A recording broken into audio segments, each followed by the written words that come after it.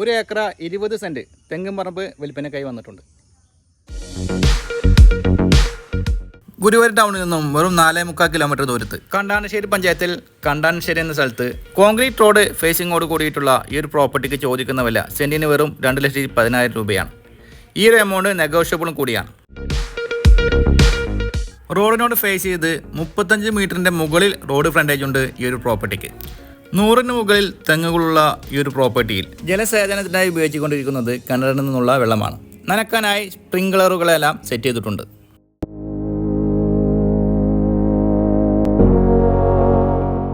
നിലവിൽ ഒരു അഗ്രികൾച്ചറൽ കളക്ഷനാണ് ഈ ഒരു പ്രോപ്പർട്ടിയിൽ വരുന്നത്.